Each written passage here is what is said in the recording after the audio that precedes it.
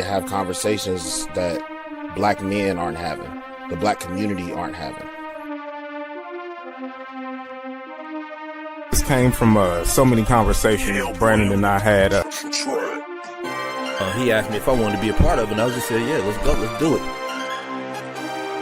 We already having conversations that normal black people don't have on an everyday basis. We become more than friends. You can make millions. You can't do both. Shit, self-improvement is the key. Whatever you do it great so they can't work.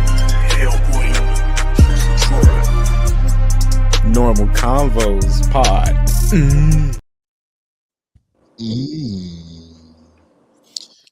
Welcome to a special edition of the Normal Convos Pod. We are here, not in the basement, but we all here. Let's get it. My father is back. I am your host, Brandon, for the morning, evening, afternoon, whenever you are watching this, and I'm here with my guys, of course. Medium shirt. Hey. What's going on, people? It's your boy, Sir Walker, for this special edition episode. What's up, Bobby? The graphic shirt. The graphic shirt. God in this motherfucker. Yo, it's Bobby, and I'm ready to slap the shit out the. I'm sorry, I'm Bobby. Let's get to it. Oh shit! We all know why we here, but before we get to any of that, man, how y'all been this past week? What's going on with y'all? I'm good, man. I'm good, man. I've been in the gym. Matter of fact. That was the wrong button. You right. You got it. No. What's been up with you, broski? That was the wrong one. This nigga just leave. Damn. Device is not connected. Damn, his Wi-Fi ass. Super ass. Man. So it's been I've been in the gym. I'm starving because the diet been whooping my ass. Yeah. Matter of fact, soon as we done with this, I'm putting on my gym shoes. I'm about to go straight to Planet Fitness. You know what I mean? And try to keep this consistency up. That's really what's been going on with me, just trying to, build consistency and discipline and all that. Y'all know I've been on this. Everett says self-improvement is the key, but I've been on that journey for the better part of a decade. Now, just now starting to feel like I'm starting to get some traction in it. So yeah. I'm really excited about the direction my life is headed in. That's really what's been going on with me. Just trying to elevate, be a good father, let my kids see me winning. I feel that. Consistency becomes habit. Habit becomes a lifestyle. Facts. So that's really once you build a consistency, it's like, all right, cool. Now this is just a habit. I'm just, I got a habit of going to the gym. And then once you got a habit of going to the gym, that's just part of your lifestyle now. It's like, all right, I just go to the gym. You know what I'm saying? The same thing I told you about your diet. Like right now it looks like a diet, but as you consistently do it, it becomes a habit of eating good. And then once it becomes a habit and you do it for a while, it becomes I just eat good. So, right. Like for breakfast this morning, I had 2 watermelon cups from UDF. Really being consistent about my calories and all that, my calorie intake. That coconut one? Huh? Oh, Everett. Okay, yeah. I don't like to advertise, but Protein shake. Hey, I got one in the fridge. I'm about to drink it right before I go to the gym. Yeah. What's up with you? I've been great. As you were speaking about, just staying in the gym, staying healthy, counting the macros. To really do anything, to accomplish anything, it's an identity shift. You have to become a completely different person, and it's isolating. It means spending more time alone. You can't participate in certain things. It's kind of the journey of self-improvement is often a lonely one. It comes with temptations, but it comes down to the fact that you got to do shit even when you don't feel like it. Motivation is so fleeting. It's about the discipline to know, okay, I don't feel like it, but I have to go. So let me thug it out and do what I have to do because that's who I am versus what I do. You know what I mean? One of my new mantras is I don't want to feel like it. I do this because this is who I am. So Yeah. I'm putting that into my mindset. And that goes back to what I said. Like, consistency breeds habits. Habits breed lifestyle. Like, at some point, you won't even, like, you'll still have to have that conversation with yourself about certain things, but most of that shit would be like, nah, this is just what I do. Like, yeah. This is what you do. That's who you are, and anything outside of that, you look at it as low frequency or low vibrational. Like, I don't eat this.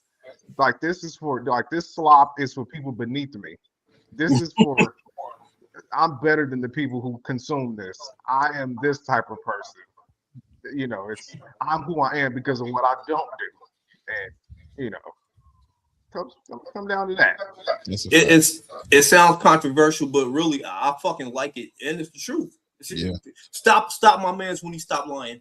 Stop him when he stopped lying. When he stopped lying. Stop me. Exactly. It just is what it is, and that we have so many fat motherfuckers because of it. All right, people chase comfort. Let me tell you something. Comfort kills and discipline builds. All right. I mean, comfort kills habit, bro. Pick where you want to pick what you want to do. All right.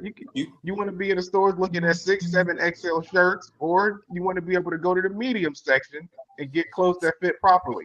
Let me tell you something. Medium shirt, daddy.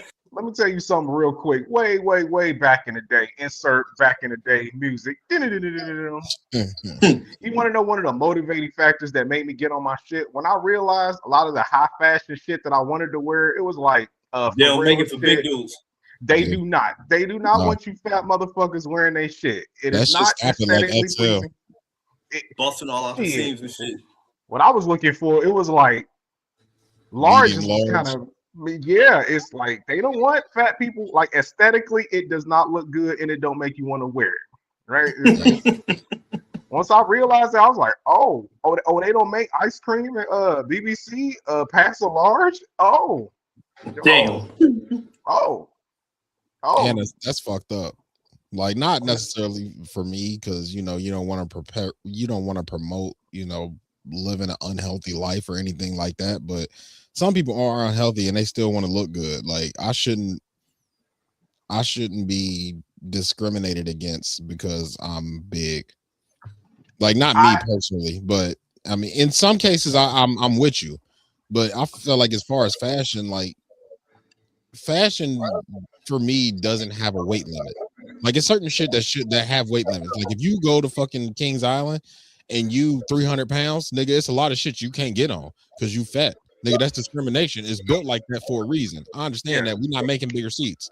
Same thing with airlines. When people get on airlines and be like, well, why I gotta buy 2 seats? Nigga, because you 500 pounds, nigga. Like, we discriminate. Nigga, we ain't got fat nigga airlines. So I understand.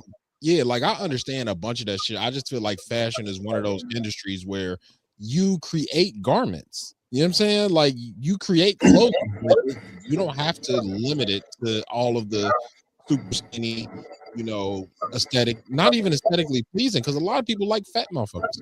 So, like, the beauty, you don't have to conform to the beauty standard, but the beauty industry creates the beauty standard. So it's like they kind of can do whatever the fuck they want. But I want to agree with you, Brandon. I gotta side with Everett on this one, because like he said, like, sometimes it's like you gotta realize, like, these people are running a business, and to be honest, you're advertising. You're once you buy their stuff and you're wearing it, you're a walking advertisement for them. Sometimes bigger people don't look good in their shit. No, they don't. Like Everett said, like, it make you not want to wear it. You see a big motherfucker busting all out the seams in this shit. Absolutely. I get it. And you trying to run a successful business. Yeah, like, while I'm on the other side of that argument, where I will agree with both of y'all is when I look at women and they want to, what's up, Lisa? What up? When women design shit, they'll design shit for all shapes and sizes. And it comes to your point, Bobby, and what Ever said. everything don't look good on everybody. Like if Not you trying to be funny, just an unfortunate no, truth. yeah.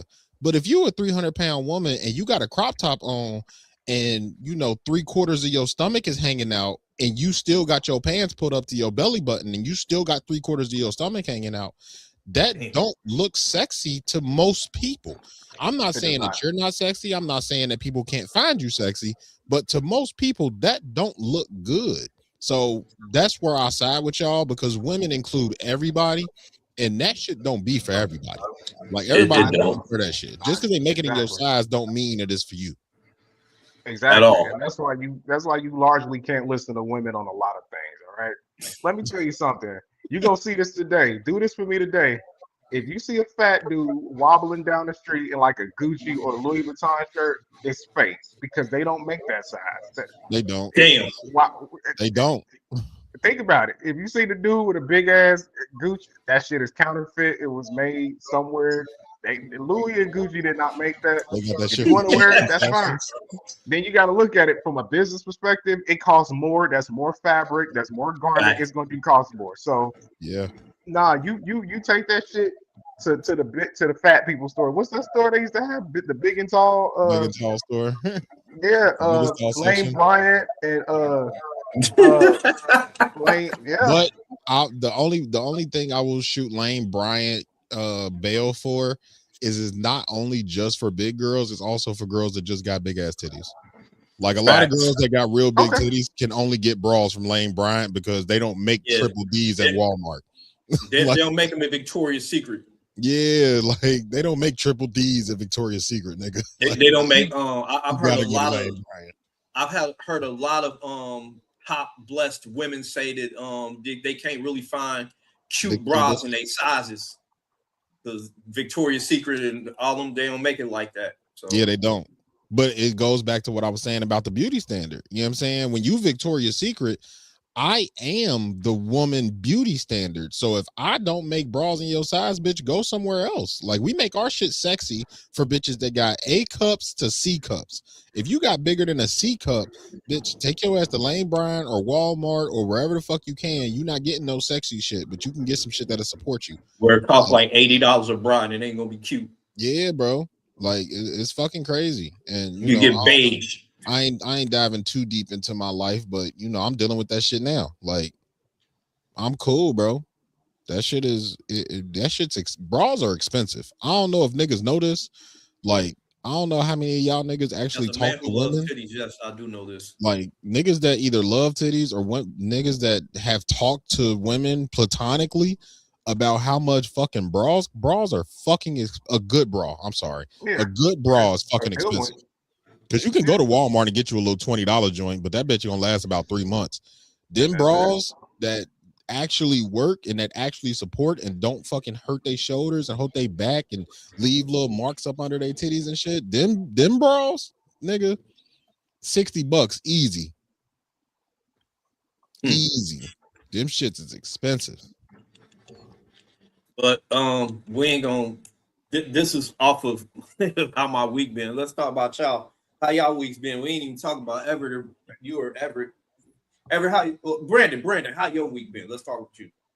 Nah, my shit been cool, bro. We Elijah had they had Best of the West hosted at Oak Hills on Thursday. Man. And shout out to Eli, congratulations. We seen him hawk that boy down and smoking. Boy. And it's crazy because watching anybody that knows anything about track and field, like you watch that and it was like he was moving in that motherfucker. Shout out young Eli Bolt. Yo, what's up, Zay? Zay, what's up with him?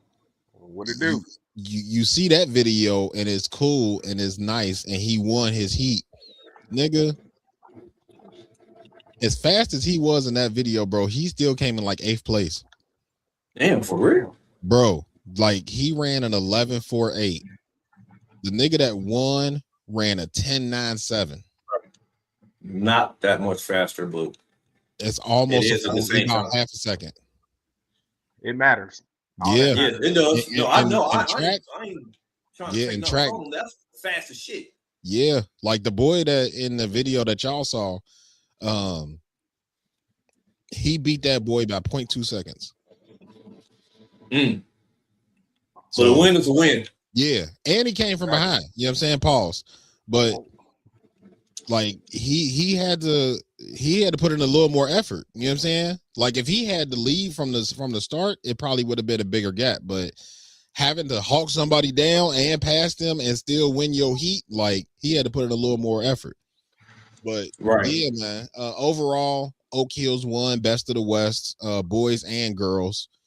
So what they do at track meets is they accumulate points. So from first all the way down to third place. So 1, 2, 3, and you get a certain number of points for being number one, certain number of points for being number two, certain number of points for being number three. So overall, the boys and the girls both won. So this was one of those, like, the way I look at it is like a track tournament. It's like you have track every week or whatever, and whoever wins that meet wins that meet. But this was one of those, all of the West Side schools come together and they basically have a tournament track meet. So, they all got to celebrate and all that shit. And then, y'all saw the video of them ringing the bell over at Oak Hills. So yeah, that was cool. It was dope to be able to watch that. Shout out to my aunt. She came through. But yeah, that's been it, man. They didn't cancel and reschedule this fucking soccer game 45 times. Man, I'm supposed to be in Xenia right now watching soccer. But no, shit been cool though. Shit been real cool. It's been a nice little chill week for me. I bet. E, what's been up with you? As far as the last week, nothing's changed. My week has been great. The reason we're doing this podcast was definitely the highlight of my week. Oh yeah, definitely the highlight. Right. Yeah, I've been kind of hyped the past couple of days. Oh yeah, that's why I'm like, oh, we got to get behind this. So before we get into the juicy shit, I do got a dilemma for you. All right, what's up? Let's get to it. You have a king size bed, which will now be cut to the shape of any capitalized letter. For the rest of your life, you have to sleep on that bed. But whatever letter you pick, you may also, for the rest of your life, not eat any foods that start with that letter. Oh. So you have a king size bed that's in the shape of a capitalized letter. For the rest of your life, you have to sleep on that bed. But also, for the rest of your life, you cannot eat any foods associated with that letter.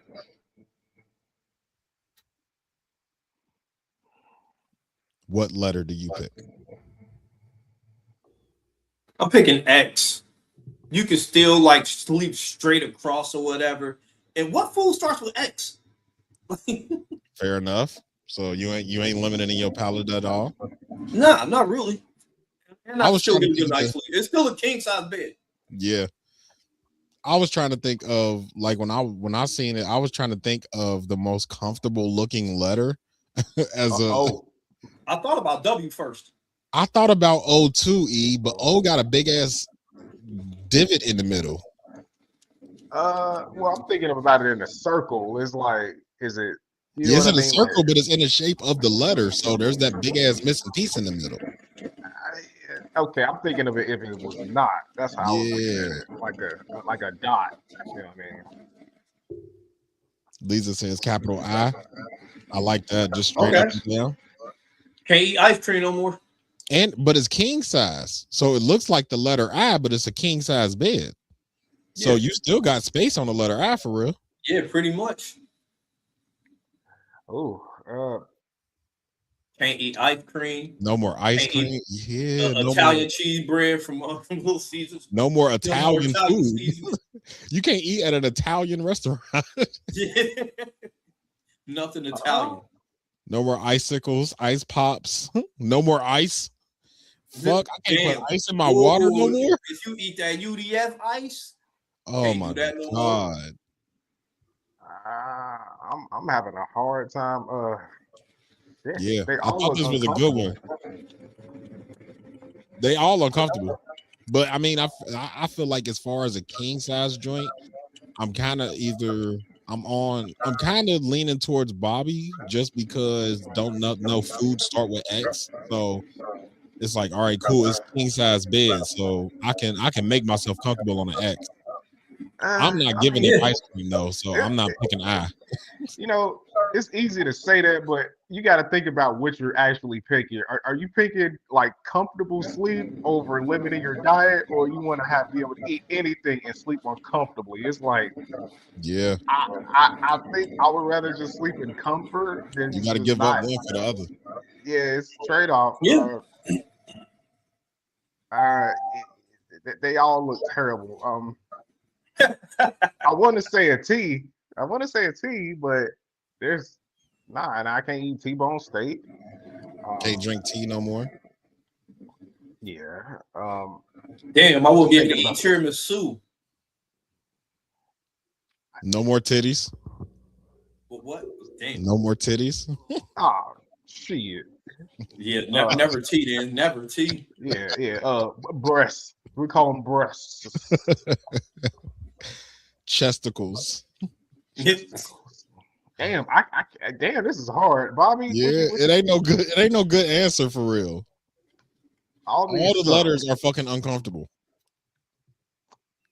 Like I said, I can still sleep comfortably on an X. Yeah, And what food starts with X? What good foods start with X? I would It's say as probably far some as shit I never tried, and it's like, okay, I can live without it. I'll be fine.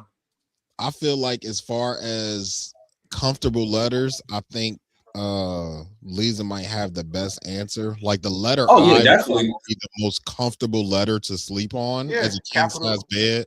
Yeah, I sleep like Jesus. Yeah. Well, it's a Yeah. king size bed, so you got to think that's still a lot of space. Like beds are already kind of look like a capital I on the phone. Right. Like we got those little letters or the little hang-offs at the top and bottom when we write them, but on a phone, the letter I already kind of look like a bed. So that might Fact. be the most comfortable. I just don't know if I'm willing to give up ice and ice cream at the same time. Same. I'll give up ice cream. I'll just eat gelato. True enough. Uh, Is it still ice cream if it's soft serve? Yes. Because it starts with an S. It says soft first. Soft serve. There you go. They just I just rename it. Frozen treat. You can't do that. Frozen They milk. all think it works that way. Right. Soft serve frozen milk. Yeah, I might have to go I, man. That'd be the most comfortable. I or tea. I don't think I eat too many things with tea. Yeah. I don't eat too many tea foods. I feel like an I and a tea are kind of on the same level. Yeah. Fair enough. I'll probably have to go with one of those. All right. Cool beans. Fair enough. Yeah, Or we weren't F. gonna spend Does this much fried time. chicken count as an F food? What? What? Does fried chicken count as an F food? That is the blackest answer you could give. That is the blackest answer you could give. Like that is the most niggerish answer you could contribute. Oh shit! Like I know it's chicken, but it's fried. So can I still see where fry this is chicken? going. First was Bobby with watermelon this morning. Now it's you with fried. I knew chicken. it was coming. I knew it was You know coming. what? You know what? What a grape soda in Newport's at? What a grape soda in Newport? Grape soda is fucking disgusting. It By is. the way, Facts. that It is the is. most Facts. disgusting I pop taste you will any ever grape drink in your soda. life.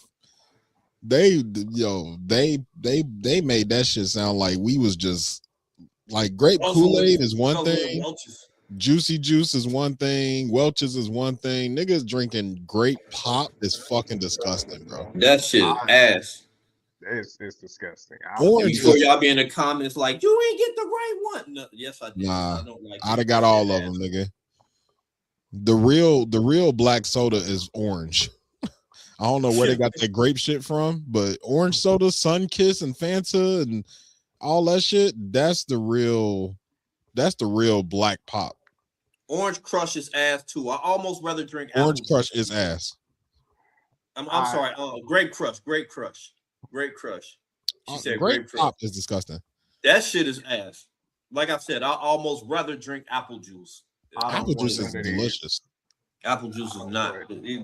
You don't like apple juice? I don't like apple juice. I've tried. I go back every few years, because your taste buds change. I'll go back every few years just to see if it changed. If I like it, nope, still no. Nah, I'm cool. It's something about when the flavor is the same as the color. It just yeah. So no orange for you. Grape pop tastes exactly what it looked like. Ass. Nah, I'm cool. No, thank you. I could do grape Kool-Aid, but not really. Just give me the actual fruit. When you try to put it in some bullshit ass soda, just give me the fruit. That's my bag though. I eat grapes. Listen, I will eat grapes all fucking day. I love grapes. Love orange. My God. Yeah, I got some right now. That's my usual breakfast. Like going back to the breakfast conversation. Grape. That's disgusting, Lisa. Oh no. Oh, you just now seeing that comment. Yeah. Oh no. Yeah, that's my go-to breakfast, Bobby, is a bag of grapes and a full orange. Okay. That's bad. My go-to breakfast. Trying to stay on my shit too. I feel that. It's difficult. Eating the same thing every day, that shit sucks. Yeah. But I like grapes and oranges so much that I don't give a fuck to eat those every day. Yeah. Like, fair enough.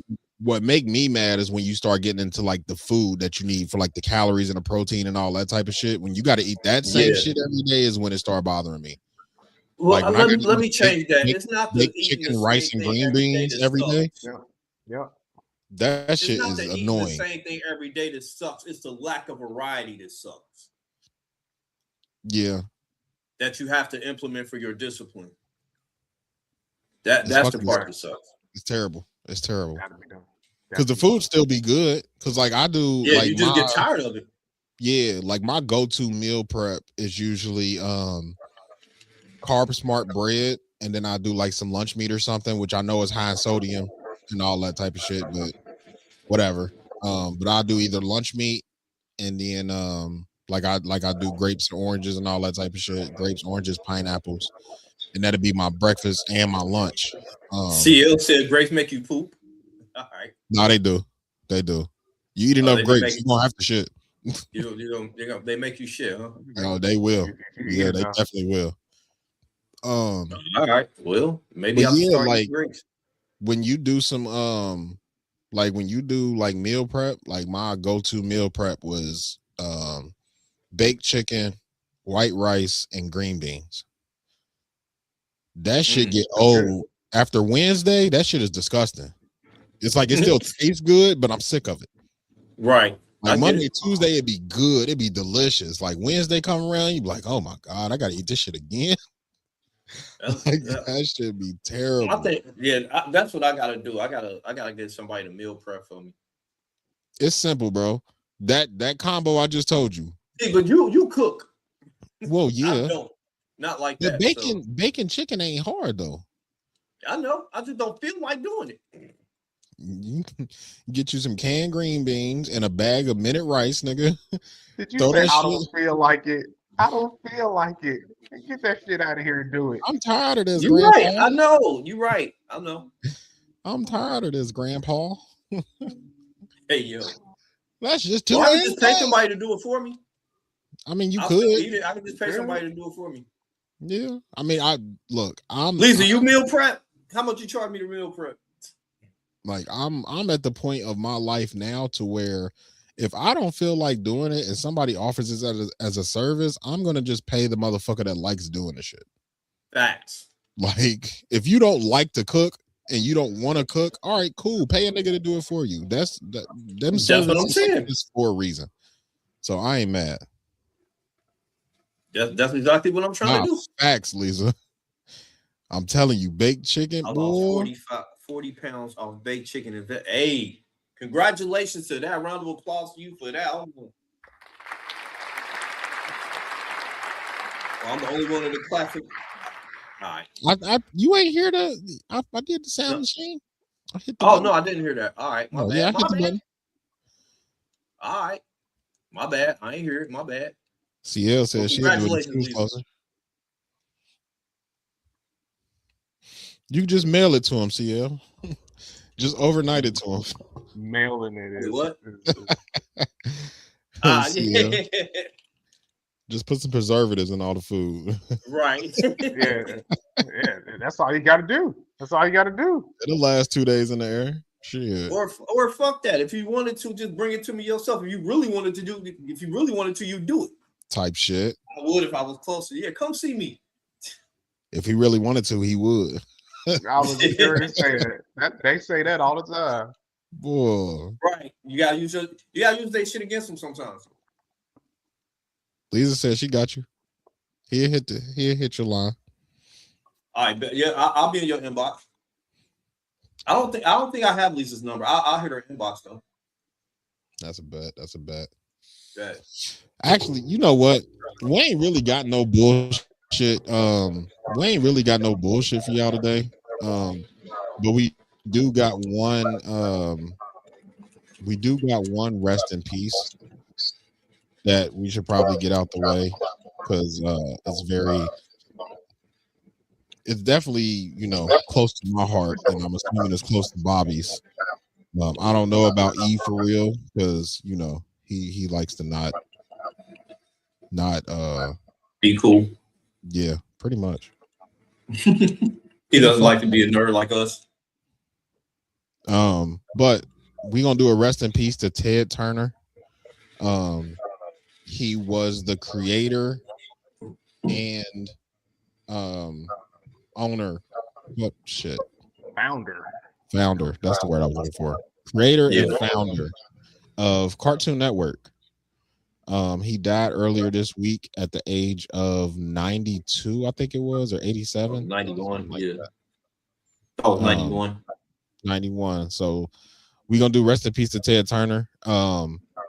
For any of the kid nerds or the people that embraced their childhood, unlike Everett. Why am I catching shots? Oh shit, nigga! When we introduced that's been the theme for the week. Catch the shot. That's the theme for the week, Everett. No facts. But yeah, Ted Turner. Ted Turner was a goat, man. You never really know the people that create your childhood or that infect your childhood. That's exactly where I was going with. We didn't know nothing about Ted Turner. This nigga was a gazillionaire, bro. Like Cartoon Network has been around for 20 plus years. Well, I knew about him. I knew about him in the 90s. I mean, first off, we're kind of minimizing what he did. He founded CNN. Well, yeah. We was gonna get there, but I don't give a fuck about that. I care about Cartoon Network. Oh, yeah, but the Cartoon Network came from that. You know what I mean? Yeah, he just took one of the ends off. All right.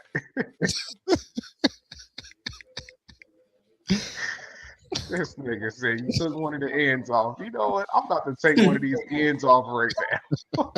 What's he say? If Spirit didn't shut down, I would jump a flight. Damn, rest in peace to Spirit. I forgot about rest in peace to Spirit too. Yeah. Airlines closed after 30 years or 40 years or however long the fuck they've been around. Years, accident free.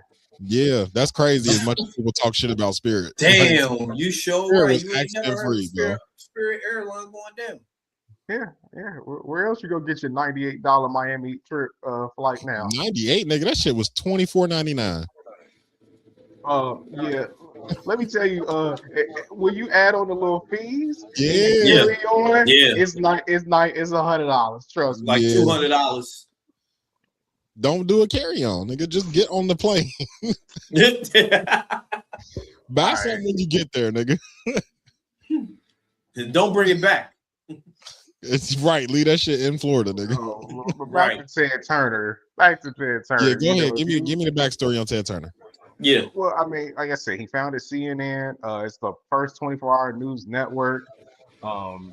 he became a billionaire off of that. If you don't remember, in the '90s, it was always this little, I guess, rivalry with him and Bill Gates. People would be like, "Well, you want to be Bill Gates or you want to be Ted Turner?" People would be like, "Well, Ted Turner gets laid." That was the joke. And Yeah, showing my old nigga the old nigga card. side. Yeah. But yeah, I mean, he pioneered that, and then came TNT, and then Cartoon Network, and I think part of CBS. Just in media, he was an important figure. Yeah, So you can he was a argue without giant. Ted Turner, there is no Cartoon Network, and whatever the stuff that was on Cartoon Network, you don't have that. Yeah, yeah. And you know, obviously, like you said, we was, you know, diminishing, you know, his importance and all that type of stuff. And that was not my, you know, that was not the way I wanted to look at it. It was just one of those things where it was like, this is what I know him for. Yeah. Like, this is what had the biggest impact to me in my life was Cartoon Network. Like, coming home and being able to, I want to say Cartoon Network, just like CNN, was one of the first 24-hour cartoon networks. Like, when they got their own cable channel and cartoons were on 24/7, bro. Like, the kid in me that's still alive today fucking love that, bro. Like, being able to just turn the TV on and it's cartoons on. Like, I come from the era of fucking cartoons turned off at 12 o'clock on Saturday. Like, you got cartoons from like 8 in the morning till noon, and then after noon, bro, you couldn't go watch cartoons nowhere. And then, you know, that was before I had cable. But having Cartoon Network growing up, like, that was my introduction into anime. Like, you know, I know y'all a couple years older than me, so, you know, y'all had, like, you know, the boxes and all that type of shit, but that wasn't a dig, but a lot of people in my age range, like, our introduction into anime came from Cartoon Network and Tsunami. Playing, you know, Ronin Warriors, playing Dragon Ball Z, playing Naruto, playing Yu-Gi-Oh, Pokemon, Digimon. Like, a lot of that shit came from Cartoon Network. So Sailor Moon, like, we all, like, back then, we just thought them shits was cartoons. Like, we didn't even find out it was, you know, it was a different thing until we got older. So, you know, and you already know how I feel about anime and shit, but yeah, man, Cartoon Network was a big part of my life. So, you know, seeing that was definitely one of those, damn, like, we lost a fucking giant, bro. Yeah.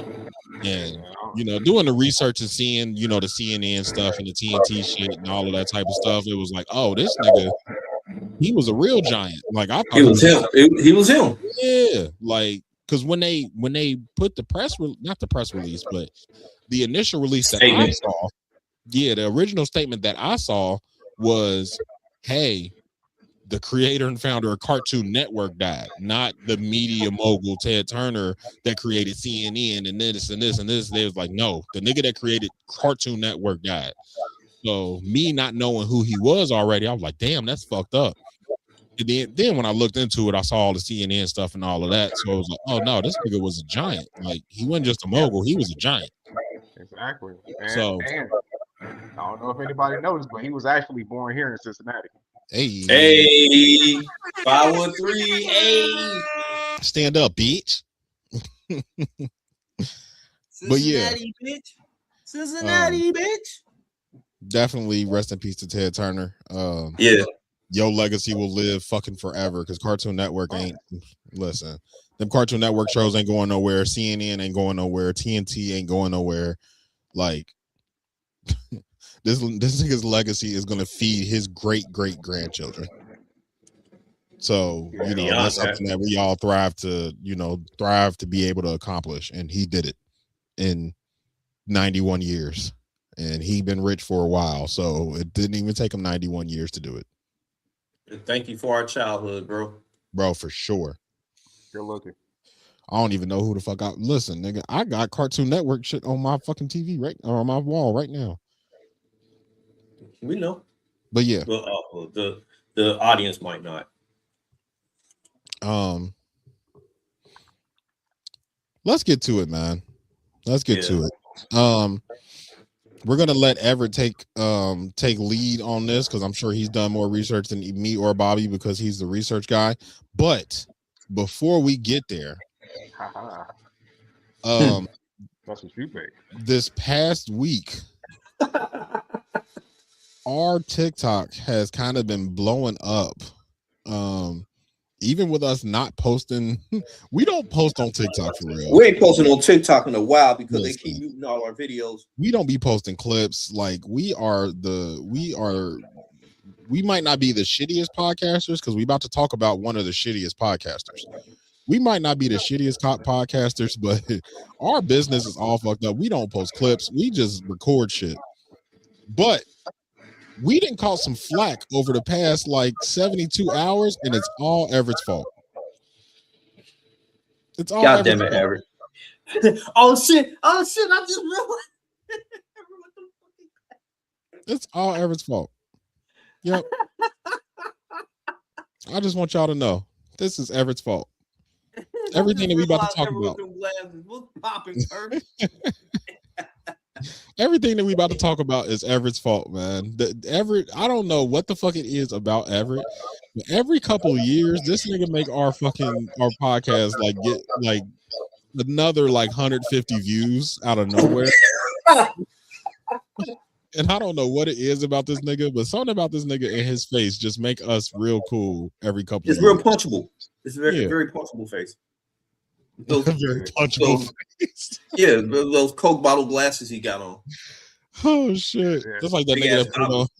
It's like that nigga that put his picture on Twitter. He like that nigga that put his picture on Twitter talking about, nigga, you look easy to draw. He said, try it. Yeah. He said, do it, then he Good. Oh shit! Hey, not too much on my brothers, man. You right. All right, E, what's up, man? What happened? I believe said the same thing. Not too much on my people. Well, I didn't even know. It's actually something you brought to my attention, Brandon. What up, Tex? Like y'all, I don't even have TikTok on my phone. I just decided it ain't for me. Right. So when you said we were quote unquote in trouble on there, I had to, have some people go and search. And apparently there's this guy, his podcast is called The New Normal Podcast. And he's got some views, and the first one that popped up is around the case with the David guy. And which we never talked about. We never did. We never even spoke about. Yeah, we never even. That's what threw me. I'm like, none of us know this fucking guy. But side note, real quick, when you search The New Normal Podcast, our podcast is the first podcast to pop up. This bitch ass dude stole our whole fucking swag. This shit don't even pop up. Like, you can literally search his podcast name and our logo pops up. That's why people came to us. But go ahead, continue. Yeah, none of us knew dude. So we didn't have any of the views that he had. His views or his views. I guess they were controversial. I saw a clip of him speaking about it. It may have been out of context. I don't want to judge him off that. But then there were a few other clips, and people were not happy. The Gen Zs and the women of TikTok are not happy with that guy. I'm not either. Neither are we. He got his whole page yanked out because, as he should. I don't know about that, but they got him cleaned up out of there. And next thing I know, they're coming for us. And Brandon, I saw you. Our social media trying to fight the internet. I saw you trying to fight the internet. I was one. And we should. We gotta protect ourselves. Our social media manager was commenting and creating engagement. That was not fighting the internet because I was not saying how I actually felt. Our social media manager was not saying how they actually felt. The social media manager was what we do. What did we do? Yeah, what did they do? That was when I said that. it was like the first comment had came through, or the first like 2 or 3 comments that came through, and they was like, "Yo, y'all got to change y'all name." I was like, "For what? The fuck did we do?" Hey, like, let me keep it real with y'all. We ain't changing shit at all. At we ain't all. changing a motherfucking thing. Come see us. At all. Bitch We ass. not changing nothing. We ain't changing shit. That's the He first stole clip our right whole there. swag. That's the first clip right there. We ain't changing shit. That's the first We ain't clip. changing a motherfucking thing. I loved it because it's attention toward us. Yeah, you could call it clout chasing, but whatever. We know how this game goes. Attention is attention, and in some parts, In the nuts. yeah, absolutely. So a small part of me has to thank that guy because, and yes, I guess there's some resemblance, you might say, between me and him, and maybe with how we think, maybe. Um, I don't think it but has for all of anything to this, do with. I don't think it has anything to do with the thought process as far as like the comparison between you and him. Like I was talking to Bobby yesterday, and the first video that popped up for me when I searched it was him in a car with dim lighting, with a hat on, glasses, and damn near the same beard that you got. So it was very look like them glasses you got on. Yeah, it was very easy to confuse you and him together in that particular video. But like I was telling Bobby yesterday, like when you go look at the other videos, y'all don't don't look look enough alike to not be able to differentiate. But exactly. Like but back to what I said earlier, when you search his podcast, ours come up. Like his videos pop up under it, but our profile pops up when you search the New Normal podcast. So when people went to search his podcast, our shit popped up and they was like, "Oh, that's him right there." They saw a couple of videos and saw your face in a small little thumbnail, like, "Yo, that's him." So, that's how. That's. Sadly, but for all this, I was unable to find this guy's name or anything else about him. Like, it's a nice little white lady on TikTok that gave his name. That white lady. Really? She documented. Yeah. Hold on. I got the video. She definitely doxed him. His house, his email, everything. Word? Hold on. I got you. I got you. Thank you this morning. I got you. That is terrible. His name is Cedric Demetrius Allen, everybody. Age 37, born October 22nd, 1988, residing in Birmingham, Alabama with his wife. Now, we're not going to... I chill that because I have no problem with giving his name out because what he said was fucking crazy, and you're talking about a child. Like, we're not talking about adults. We're not talking about consenting adults. We're talking about murder. Like, let's not forget the murder. Like, and before the murder, there's all type of trigger warnings before that. Oh yeah. So trigger warning like a motherfucker. Yeah. So giving his name out for you defending this shit, like I know me and Everett might end up arguing, but I'm all for motherfuckers having like free speech and shit like that. That's cool when you talking about adults. Just matter of fact, me and Bobby was having another conversation yesterday about kids, and this was just kids getting out of school and people not paying attention to kids in the crosswalk. And in the crosswalk, yeah. And there is a certain level of protection that just comes with being a child. I feel like children should not be mentioned on social media, no matter how you feel about the situation. That is a child. That is somebody's minor daughter, and their lives are completely changed for the rest of their lives. And you're on here defending this grown ass man doing some very wild shit. So yes, I'm putting your name out there, sir, because you on some bullshit. Okay. Well, now we have his name because I was unable to find it.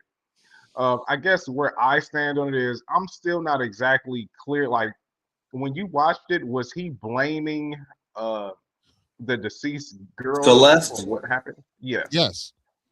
Yeah. Pretty much. He was pretty much blaming Celeste for what happened to her. Like the one quote that I saw that made me almost not watch the rest of the video, because everybody's been stitching his videos. Like, his page is gone now. You know, you can't find his page. All you can find is people stitching his old videos. So you might see a little bit of the video. You might see a decent amount of the video before somebody stitch it in or whatever the case may be. But his full videos are gone. Like, you can probably find them on Twitter or Reddit or something like that, where they got, like, you know, they everybody keep the internet keep receipts. So if you search hard enough, you could probably go find it. But on TikTok specifically, his page no longer exists. So there is no more of his page. But when people were stitching in the shit, the one that I saw, it almost made me turn it the fuck off. Like, and trigger warning for anybody this might offend. I'm not trying to. I'm just, you know, I'm just saying what he said. But he came on in the video. And the reason that, you know, me and Bobby told you about, you know, the thumbnail that you had put in the group chat or whatever, and we was like, that probably ain't gonna be a good idea. He was like, yo, I know this is an unpopular opinion. I know y'all not gonna like it, but I'm a free thinker. I'm a free thinker. So y'all sheep and da da da da da. And then he was like, she knew she was 14 before she got in that Uber. She knew she was 14.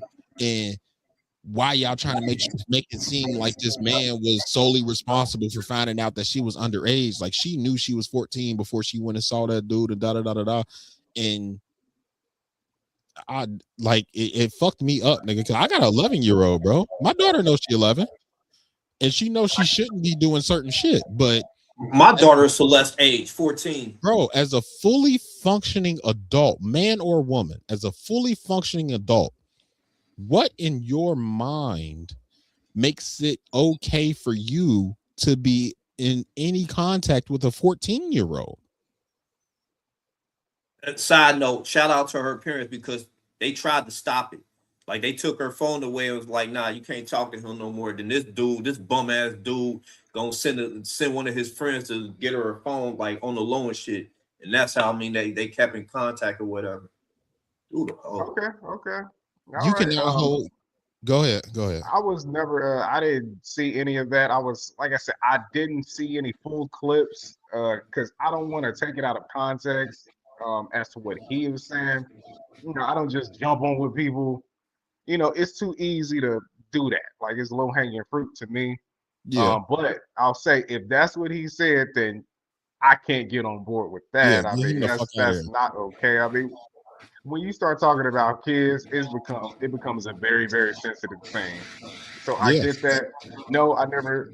When you were talking about what I put in the thumbnail group chat, now I see how that could have been a problem, because I never even heard him say that. Yeah. But you know, I consider myself that, but I never heard him say that. Yeah, and that's the problem. We don't know, dude. But that's the problem with these buzzwords nowadays. Is like we give labels to shit, and you know, the label free thinker has so many different denotations depending on who the fuck you're talking to. You know what I'm saying? Like, because really, in some instances, that could just mean I don't just run with the norm. You know what I'm saying? I'm not doing what everybody else is doing. That could be labeled a free thinker. But when you put the label free thinker in front of some bullshit, like, people think like that's a crutch. That's gonna hurt some feelings. Yeah, like, you can't put free thinker in front of SA or, you know, grape, or, you know what I'm saying? Like that, like, bro, like, you can't put I'm a free thinker in front of that. Yeah, it's part of the problem is it's going to stop some important discussions that really need to be had almost from happening when you do that. Even in this instance, there's some, we won't get into it, but there's some questions even I have about it and concerning it. But when you do that, you kind of have to do it a certain way. We just in a different time. You can't really talk about things the way that you perhaps could have back in the day. It's just the way it is, and you got to consider people's feelings. And you unfortunately, do. And I mean, unfortunately, you do, and especially when you're talking about deceased. In the way it happened. When you talk about deceased, and then you add underage on top of that, like, If this was another 14-year-old boy or 15-year-old boy or something like that, it wouldn't even, not that it wouldn't be a big deal, because this is a big deal no matter who it happens to, at what age or anything like that. But the fact that she was 14 and this D4 vid nigga was a grown fucking man, that makes it so much more polarizing. And it makes it, to your point, it makes it harder to have the conversation. Because, like you said, it is an important conversation that needs to be had and needs to be had often, so we can keep our children and our people and our women fucking protected. But it's hard to have that conversation when you're talking about a 14-year-old girl that's not fully developed as a human. I don't think it's that hard to have that conversation. You can have the conversation. You just don't have you don't have to antagonize the victim to have the conversation. And that's what homie was doing. You don't have to antagonize her to have the conversation. Like Everett said, like he had questions about it, and now he's afraid to ask. It's hard to have questions. You can have questions. Just don't be just don't be a fucking dickhead. Don't antagonize a 14-year-old girl who was brutally fucking murdered and found in the back of a trunk in pieces. Now, how hard is that? That's not the world we live in no more. Just asking the question is offensive now. Exactly. In 2026, just asking the question is offensive, because people look at it like, oh, well, you're not taking into context this and this and this. No, this is just. But that's why you ask questions, to get context and information. Questions alleviate ignorance. But you're talking from logic brain. Logic brain does not exist with us all. Live in those times. We all, you know what? We all live in a world where we're all connected. We all have a voice. Like back in the day, like there used to be like campaigns going on, like, yo, everybody deserves a voice. Everybody deserves a voice. And then they gave everybody a voice. And now, you know. Now it's like, bro, shut the fuck up. I don't want to throw a dig at us, but now everybody got a podcast. Exactly. Everybody got, alive. Everybody got subscriptions. Like everybody feels like their voice deserves to be heard. So now with that, if everybody's voice deserves to be heard, then everybody's feelings deserve to be valued. And that's not how society really grows, because I can't value your voice and your opinion and your feelings at the same time while trying to gain understanding about whatever you're talking about, because with me gaining understanding comes with those questions. And if I question you now, you feel like I'm undermining you. Like, no, I'm trying to understand what the fuck is going on. That's just so there aren't any such thing as safe spaces for people who want to have conversations that aren't trying to be offensive for just educational purposes. There are no safe spaces for that. I don't think so. You really have to tiptoe around it in a very you have to tiptoe around it in a certain way. Like with Brandon, what you were saying, we just live in a different time. Now, back up a little bit. Whatever that gentleman said, even if what you would consider some of the things or the rhetoric he was saying to be harmful or foul, I'm still never going to get on board with you putting his personal business out there or doxing him because you did not like what he said. I mean, I don't think putting his name out there is really doxing. Like, no, not his name, but doxing is your address, where you work. I'm never on board with that shit. No. I'm never on board with actual doxing. Shorty showed his house. Yeah, I'm not cool with that. I would say that's more dangerous than anything he was saying, because you're showing his house. Now you're compromising his safety based off something he said. I mean, it's not like he did anything to that young girl. He didn't do anything. Yeah. But you're doxing him that's it. because you didn't like what he said. I know that's what's going to happen, and it can happen. I'm never going to get on board with that or agree with it. Yeah, I do think if you're going to say these things, you do have to be prepared for it and really just kind of put yourself out there. Like, hey, I said it. This is my name, and I stand behind it. If you're going to do this, that's the stance you have to take. You kind of can't hide. You kind of have to stand on it. You know what I mean? Now, I don't agree with taking down people's pages or whatever just based off what they said. You might not like it. None of these none of these companies, no matter what they say, none of these companies really support free speech. No, they don't. They all have community guidelines, and when you talk about certain things, you're going to get banned. That's the only reason I say that I'm cool with his page being taken down, because there are community guidelines. If you fucking read through them, and they tell you, like, hey, if you talk about this, if you say things like this, and this, and we cutting your shit off, so don't do it. And then you come on their platform and you do it, then yeah, you deserve for your shit. Like, there are rules. Like, if we're gonna live in free speech world where, all right, there's free speech. Like when Elon bought X, or whoever on X now, when he bought X and he was like, yo, free speech is back. And the first 72 hours was a bunch of white people screaming. They were just putting nigger on their post, and that was the whole post. Oh shit, Twitter back, nigger. And then all the black people got offended. Was like, yo, like, this ain't free speech. Yeah, well, it kind of is. If we gonna live in free speech world, then everybody got to be ready to be offended at any point in time. Exactly. If you don't live there. But also, there are consequences. I mean, you do have a right to free speech, but you are not have a right to free from the consequences. I'll say that. Like, say what you want, but just know there can be consequences. I just don't agree with you, someone not liking it, so putting your house on the internet, and they know what they're doing when they do that. They're trying to bring harm to you or kind of intimidate you. Basically, shut the fuck up before harm can come to you. Yeah. And you got to be ready to defend it. And there was another part of it. Before we go any further, D4 did you are a piece of shit.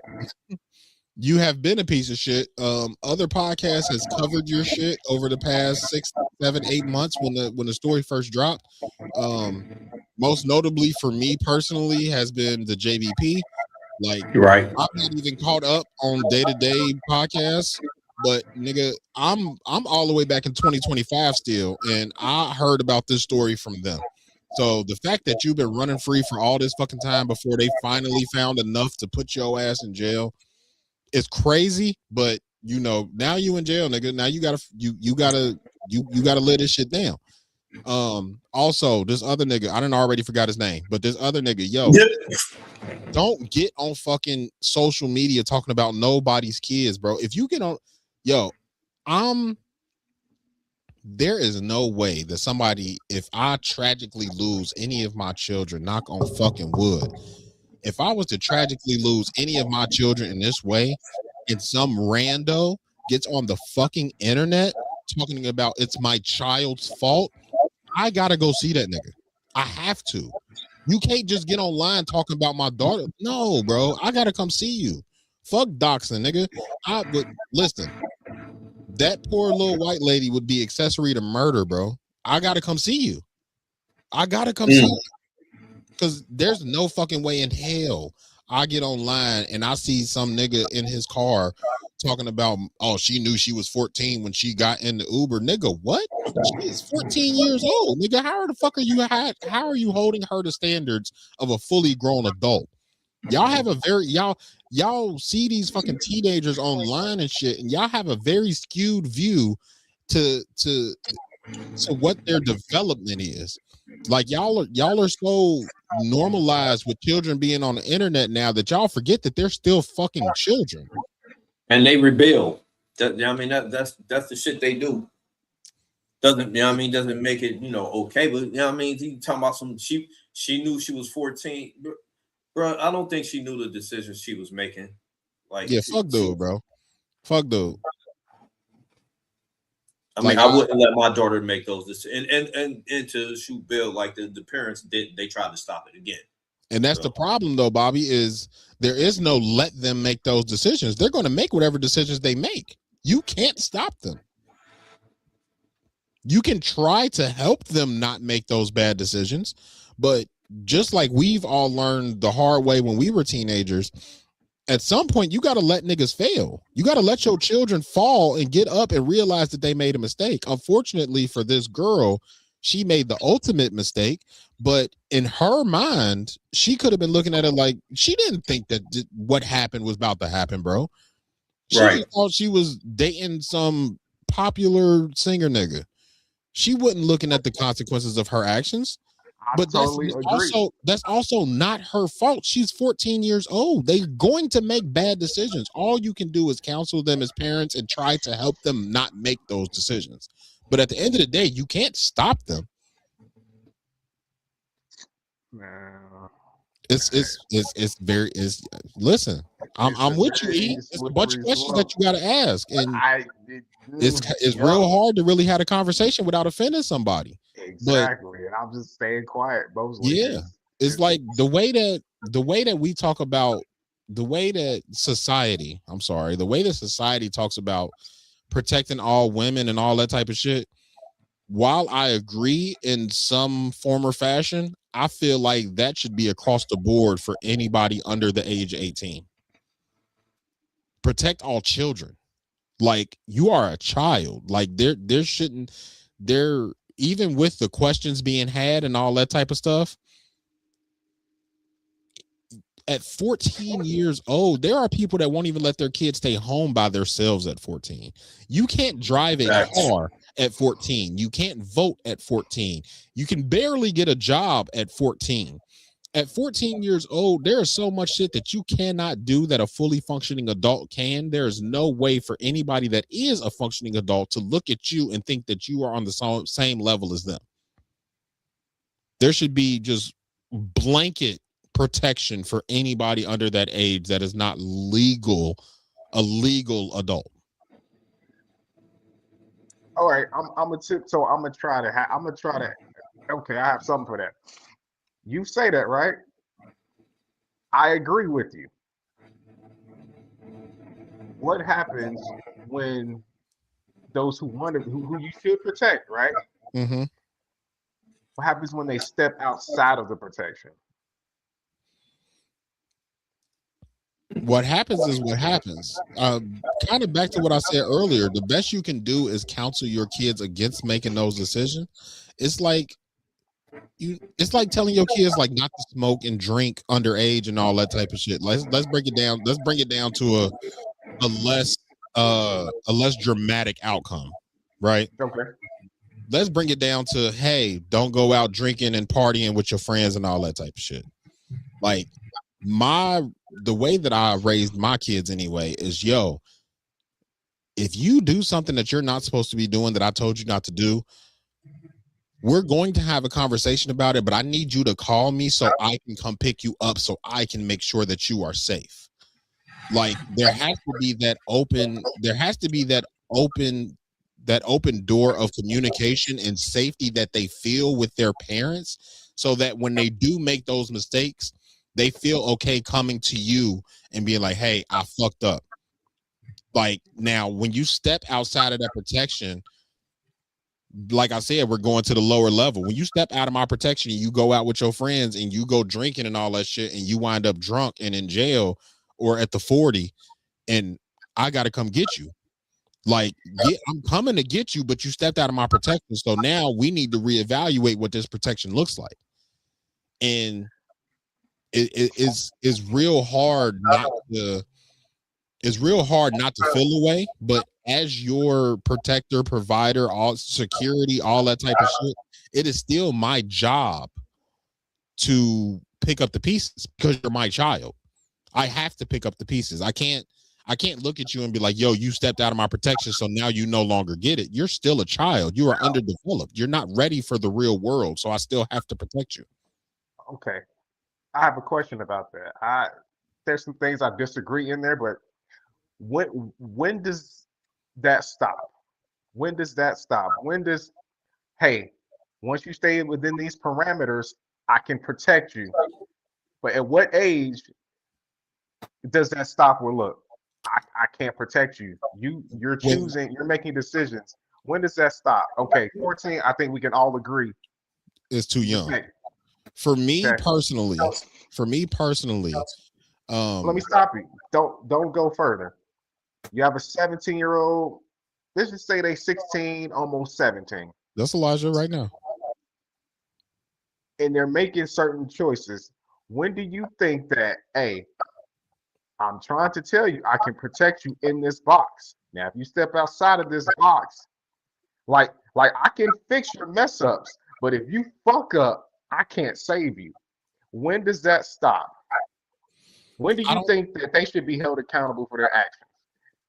If you drinking, it's just So we're not talking about the other thing. We're talking about just yeah. the lower So level I stuff. think I think two things can be true. I think one that anybody should always be held accountable for their actions. So even in the case that I made with the drinking and all that type of stuff, you go out and get drunk, I'm going to hold you accountable for that. Not to say that I'm not going to come get you and all that type of stuff. I'm going to hold you accountable for the mistakes and the decisions that you made. But as your parent, I was building that accountability up in you your entire life. Now, whether you take accountability or not, that's on you.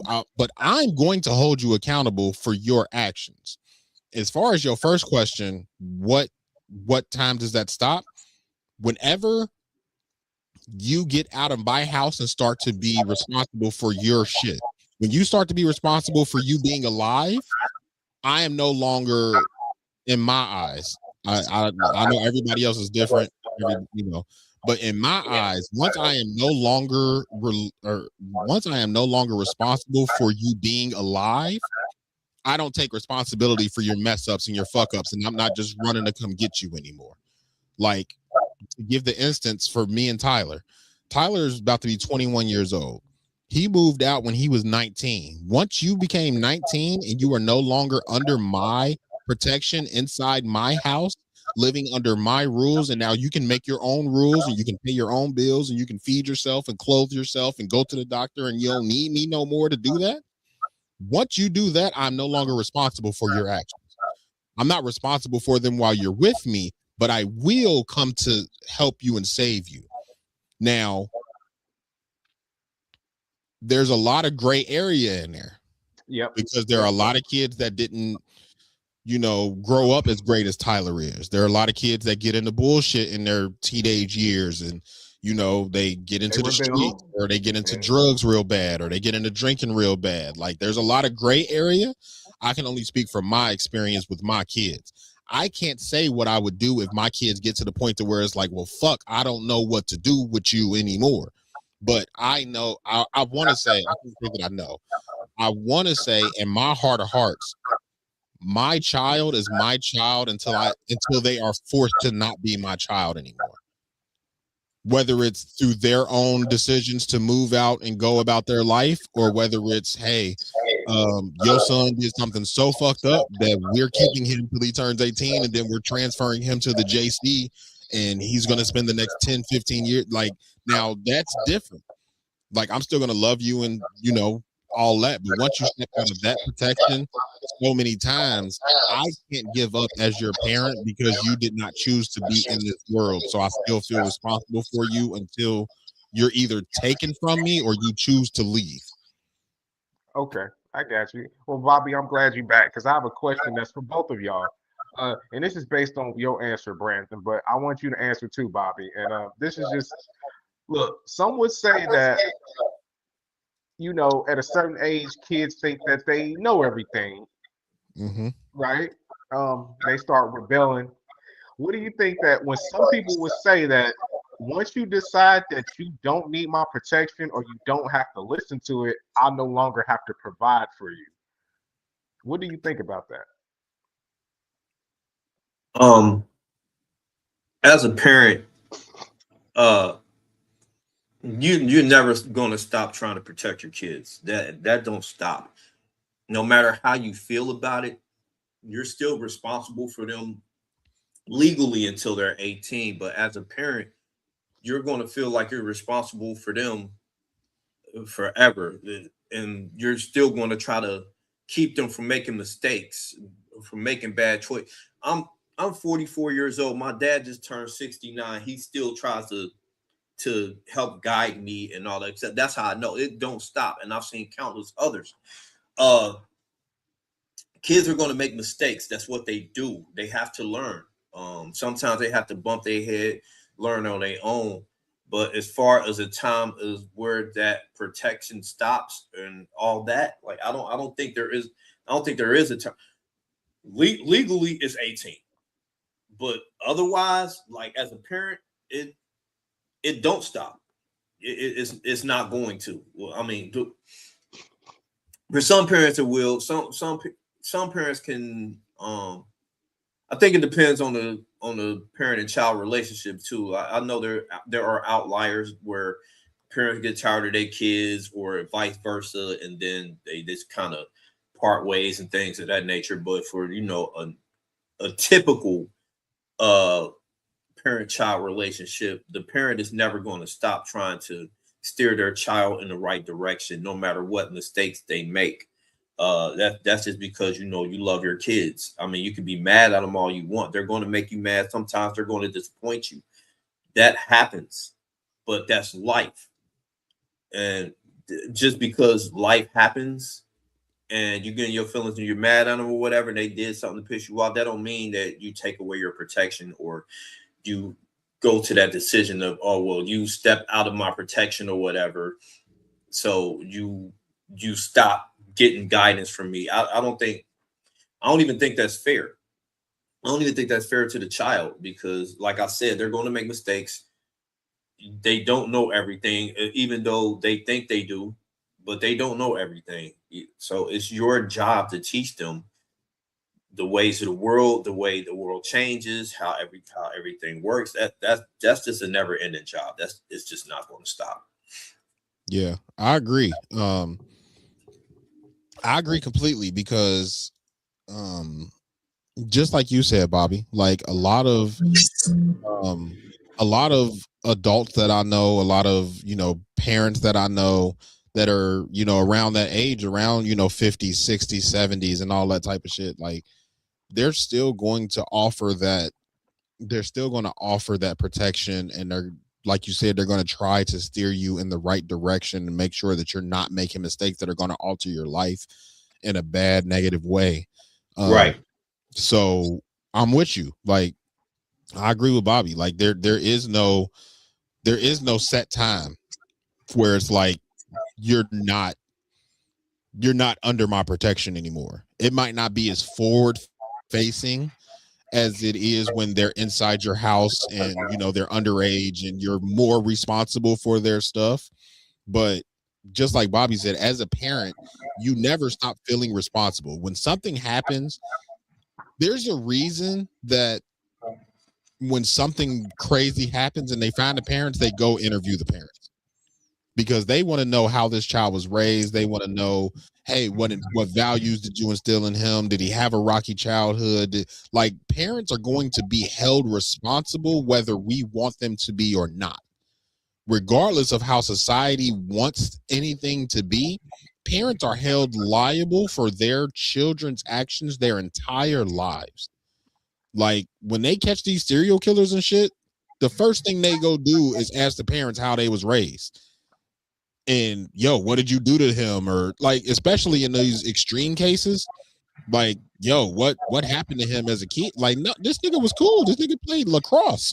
Like, he was a cool kid. Like, I don't know why he chopping up bodies now. Like, I don't know why he eating people. Like, but parents are always held responsible in some way, not necessarily in a direct way, but parents are always held responsible for their children well after they don't live there anymore. So as far as how I feel about it, I mean, it's one of those things. It just kind of is what it is. But I think, like Bobby said, in a typical, obviously there's gray areas, but in a typical parent-child relationship, that parent is going to feel responsible for that child until the day that they die. No matter what that child does, good, bad, ugly, indifferent, it don't matter. The parent is after they die. Life insurance is to take care of your kids from beyond the grave after you die. Fair. You're a parent for the rest of their life, not yours. Fair. It's fucked up. It's a real fucked up way to live, but you're kind of living your entire life to protect your child after you're gone. Like once you have a child, your whole life from that point on is to make sure that they're okay. And that comes under that umbrella of protection. So, I mean, you're right, Bobby. It extends after you're gone. Yeah. But kind of Don't stop. kind of on top of what Lisa is saying, a lot of people are reactive instead of proactive. A lot of people react to whatever their kids are doing, especially as kids. Like we react to what they're doing instead of thinking ahead and being proactive of, hey, like another small example. Like I started having the sex talks with my kids when they were 9, 10, 11 years old.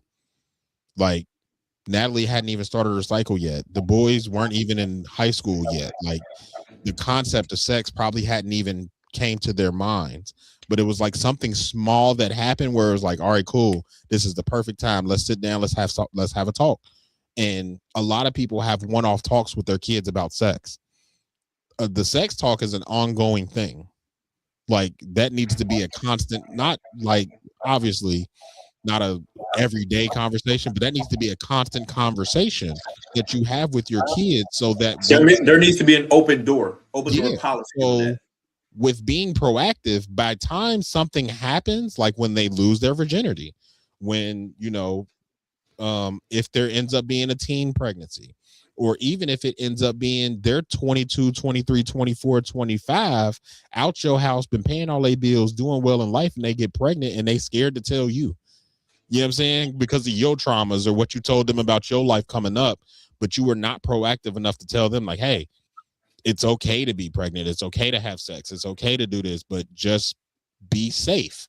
And a lot of people like to, drill the be safe part into their kids without all of the other stuff. So now when they get pregnant, they so fucking terrified to tell their parents that they're pregnant because you kept telling me to wear a condom. Now I got to get pregnant. Now I'm scared to tell you. Like there's a very strong correlation with reactive versus proactive in the way that these kids have that open door policy with their parents. Big facts. Ever, do you have anything to add to that, or would you like to answer the question you asked? I'll answer it. At the moment, you think you ain't got to listen to me, or you think I don't know what I'm talking about, or you got it. I hope you got it. I hope you got it. I hope you got it. I think I kind of figured that would be your answer too. I just wanted to hear you say it because it's funny. Yeah. And while I don't disagree with you because you are childless, I think that changes once you see a child that depends on you for so many years. Like once you develop that relationship, because I felt the same way.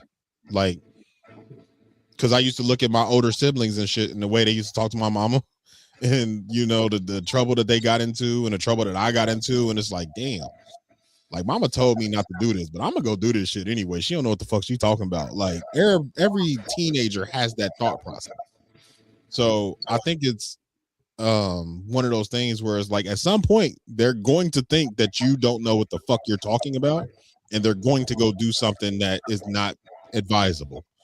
It does not have to, it don't have to be crazy or anything like that, but they're going to go do something that you specifically told them not to do. Yeah, exactly. And I just think at a certain point, it's you do something drastic enough, I'm not going to save you. I'm not going to save you. Well, yeah, I mean, it depends on how drastic it is. Like, there's levels. There's levels, definitely. Certain shit is, you got it. I cannot save you. You must save. I got a question for you, Everett. What age What's do you up? think that is? Because they can get like that at like 11, 12 years old. They can get. We've seen kids wild out at like 9, shit like that. But what age do you think that Hell, I'm friends with a couple of girls that got pregnant at 12. So what age do you know what I mean? What age do you implement that rule? Whenever you say you got it, or I don't know what I'm talking about, it's over. What age would you implement that at? I'm gonna say it about 15, 16. I remember telling Omarion, Hey, if you get strung out in these streets and you on crack and you an addict, as much as I've told you, don't fuck with that shit. I'm not gonna save you. I'm not Well, you putting you smoke in crack, don't rehab you? like that. I'm not putting you in no rehab. You're not coming to my house. You ain't stealing my VCR and TVs out of my house. You got to save yourself.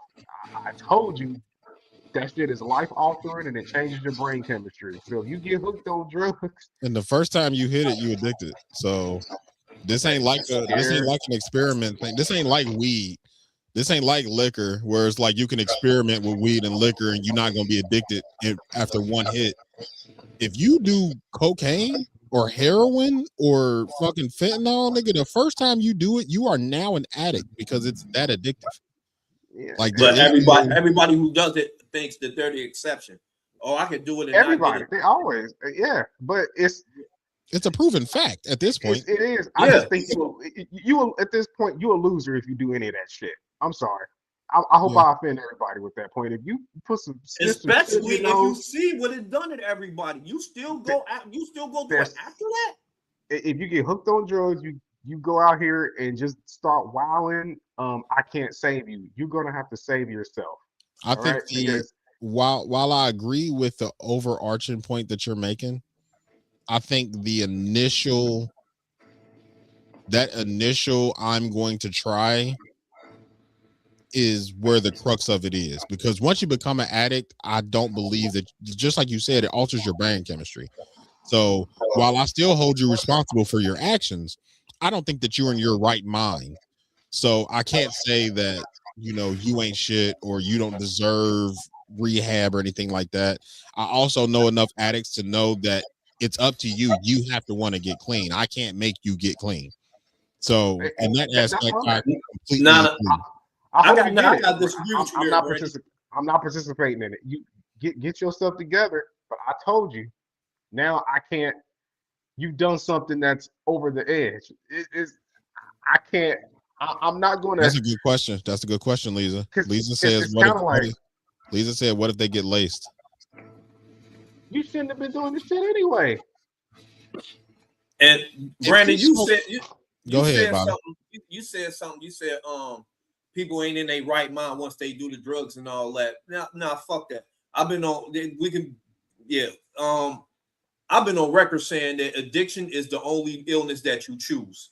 You were in your right mind when you made the choice to hit it the first time. If you did that, seeing what it did to other people, I don't accept that you're not in your right mind shit, because you were in your right mind when you chose to do it. You weren't addicted before you tried it.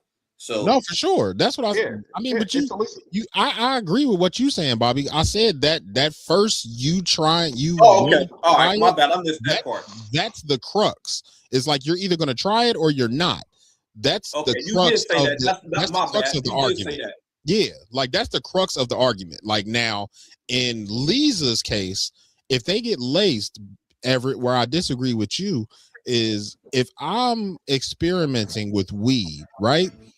And somebody put fentanyl in my weed and I get addicted to fentanyl, I was not trying fentanyl. I was trying weed.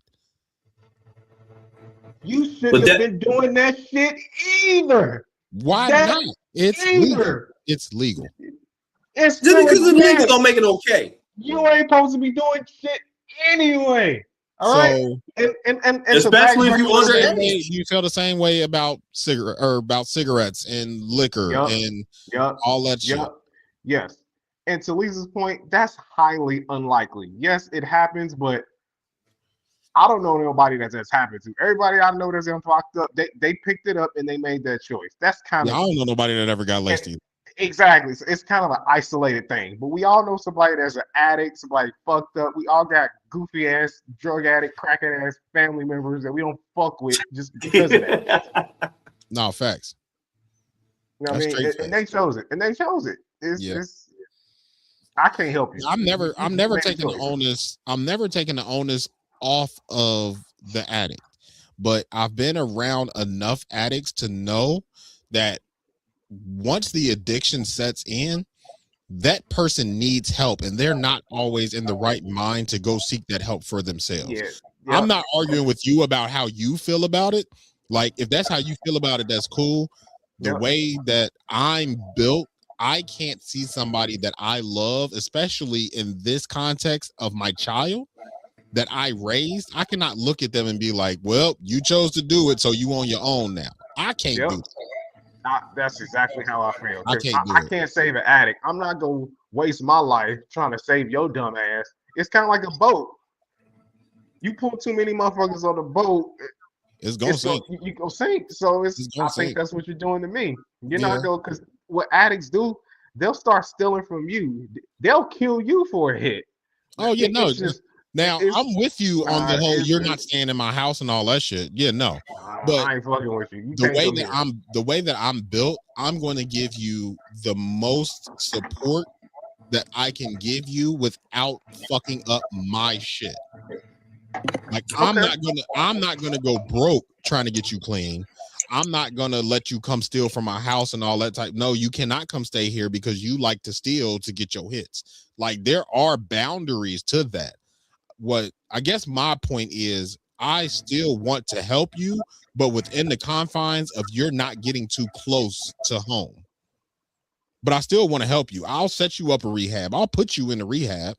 I will give you the resources that you need to get clean, but ultimately you have to want to get clean. An addict, any addict will tell you that. Any recovering addict will tell you that. You have to want to not do this anymore for you not to do it anymore. It don't matter how many rehabs I put you in, but at some point there is going to come a time where it's like, well, shit, I did all I can do. And now it's up to you. There is gonna come a point where that happens, and I think it happens with everybody. But as far as you can't move back in, nigga. No, you was just sucking dick down at Vine and 12th trying to get your next hit, fam. Like no, God damn, no. I'm against that. Nah, it's a lot of different ways that you can help without inviting somebody back into your home. And those are the ones, especially when it's your kid. Like, I think it hurts so much more when it's your kid. When it's like a loved family member or something like that, like it hurts. But seeing something that you raised go to those depths, I think hits you a lot different. I believe it. It's gotta hurt. It's gotta hurt. I'm sure it hurts. You know what I mean? But I believe in fuck around and finding out so much that I have to. I'll tell you can't be surprised. You can't be surprised when I tell you to fuck off, because you fucked around and you about to find out what the consequences are. I believe in that so much. Even I violated it myself. I fucked around and I've had to find out the hard way many times. So it's like, damn. Now I gotta fix it. It's on me to fix it and unfuck around. You know what I mean? And unfind out. And yeah, I never look for nobody to save me if I make that choice. But that's me. I'm a fully functioning adult. What they say, my brain frontal lobe developed. It's different. But with that said, let's get the fuck out of here. Yeah, facts. Fair enough. Yeah, we appreciate y'all coming through for our special edition episode today. We just wanted to, clear up. We went almost viral. But yeah, go check out the podcast if you haven't. If you hear because of what happened with the dude from TikTok, that's cool. Welcome in. We probably ain't gonna never talk about this ever again in life. We probably ain't gonna talk about this case ever again in life. It's way too sad to really be talking about on a podcast. We're not equipped to be talking about it. Like, it's all hearsay and opinion, and this is not the time for that shit. So y'all will probably never hear us talk about this again. That was not us. That was not Everett. But please feel free to keep coming to our comments and talking about whatever y'all want to, because we're going to engage with you. Exactly. Yeah, but don't be blaming Everett for shit he ain't did. I do pull up. I will come see y'all about my little brothers. That's one thing that we stood on. Our social media manager stood on. It's like, yo, that's not us. That's why we're not changing our name, because that's not us. Yeah, like we didn't do anything. We didn't do anything to warrant us changing our name. So no, we're not changing our name. No, we're not taking our page down. No, Everett is not gonna stop wearing hats and glasses and a beard. Like it's not gonna fuck fucking how many happen saxophones y'all hear at all. We here, boy. We here and we ain't going nowhere. 5 years down, baby. We still going. Right. Fuck. We ain't going nowhere. 1, 2, 3, 4, 5. Appreciate y'all for tapping in. Lisa, Trey, Texas. Who popped in early? Did Zay come through? Zay come through? Zay did come through, yeah. CL. Make sure you hop in her DM so you can get that meal prep done. Lisa, my bad. But yeah, we appreciate y'all. We love y'all. Let's do these taglines. Get the fuck out of here. Before I do my tagline, with the conversation we had today, I do want to say rest in peace to Celeste. For sure. Prayers to her family and friends. This has to hurt. We're sorry about what happened to her, and I want to personally apologize if we brought this up and it brought up any bad memories. That's not our intention. We just had to clear our brother's name down here. I mean, he didn't say any of these things that were said that were victim blaming. That was not him. So still we apologize for if that brought up any bad memories or any inconveniences to y'all. But rest in peace to Celeste, and prayers to her friends and family. For sure. That comes from that. I'm pretty sure that my brothers echo that sentiment. Absolutely. That being said, you can make well, I'm not gonna do that with it today. You can make millions or you can make excuses. You can't do both. Shout out Uncle Phil. Self-improvement is the key. Self-improvement is the key. Facts. I want to see if I got one that kind of fits the situation. Do not say you're rewarded in public for what you practice. No. Yeah, that's no. Don't that's say why that. I didn't say hold them accountable. Yeah. Don't say. I got a couple of them. You are who you present yourself to be. So that nigga that was victim blaming, you are a piece of shit. Yeah, fuck you. D4 vid, you are a piece of shit. And you can't control the wind, but you can adjust your sails. And as always, every conversation that's normal is not a normal conversation. We love y'all. We appreciate y'all. Go out this Saturday. Go out this weekend. Y'all enjoy. And of course, happy Mother's Day to all the women out there that actually take care of their kids. Not y'all bitter bitches that, hate y'all baby daddy because he left y'all and you say that he left the family. No, bitch, he left you. Happy Mother's Day to the real mothers. I don't give a fuck what y'all talking about. If you don't take care of your kids the way that they deserve to be taken care of, you are not a real mother. You are just a person that takes care of a child the way that you want to take care of them. So fuck you. Happy not Mother's Day to you. But yeah, happy Mother's Day to all the women. We love y'all. Enjoy. We hope somebody got something good planned for you. We hope you get everything you asked for. We hope y'all get peace and quiet. Y'all like to say that y'all take on a lot of the emotional load. I hope that somebody takes that off of your shoulders. All that good shit. Go out this weekend and do something easy and just enjoy it.